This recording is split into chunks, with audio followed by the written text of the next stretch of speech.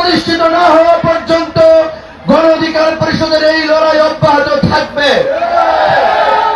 ন্যূনতম মজুরি কিংবা জিনিসপত্রের দামের প্রতিবাদে গণ অধিকার পরিষদ, শ্রমিক অধিকার পরিষদ সবসময় রাজপথে ছিল। যখন ওই চট্টগ্রামের তাপবিদ্যুৎ কেন্দ্রে শ্রমিকদেরকে গুলি করে পিটিয়ে মারা হয়, ন্যূনতম মজুরি বৃদ্ধির আন্দোলনে শ্রমিকদের উপরে লাঠিচার্জ করা হয়, বকেয়া বেতনের দাবিতে শ্রমিকদের আন্দোলনকে দমন করার জন্য লাঠিয়াল বাহিনী ব্যবহার করা হয়, আমরা তার পাশে দাঁড়িয়েছি।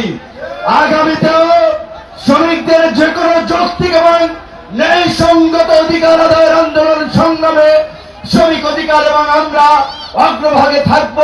শ্রমিক ভাই বোনদেরকে আমরা এই কথাটুকু বলতে পারি। একই সাথে এই যে ৪৫ থেকে ৫০ লক্ষ মানুষের কর্মসংস্থানের জায়গা এই garments sector Vietnam, Bharat, Cambodia সহ যারা বাংলাদেশের প্রতিযোগী, বিশেষ করে আমাদের পতিত স্বৈরাচার এবং তার দোসররা এই রপ্তানিমুখী খাতকে ধ্বংস করার জন্য, বাংলাদেশের অর্থনীতিকে ধ্বংস করার জন্য আমরা গোয়েন্দা সংস্থার মাধ্যমে খবর পেয়েছি হাজার হাজার কোটি টাকা ইনভেস্ট করেছে। কাজেই আমার শ্রমিক ভাই বন্ধুদের প্রতি অনুরোধ থাকবে, কারো উস্কানিতে পা দিয়ে মিল কারখানায় কোন ধরনের বিশৃঙ্খলা করবেন না।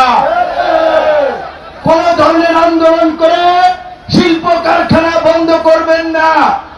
আপনাদের যদি কোনো দাবি থাকে, আপনাদের যদি কোনো অন্যায্য, অবিচার, অন্যায়ের বিষয় থাকে, আজকে পুরো দেশের জনগণকে সাক্ষী রেখে কথা বলছি, গণ অধিকার পরিষদের কেন্দ্রীয় স্থায়ী কার্যালয় আল-রাজি কমপ্লেক্সের ৩ তলায় যাবেন।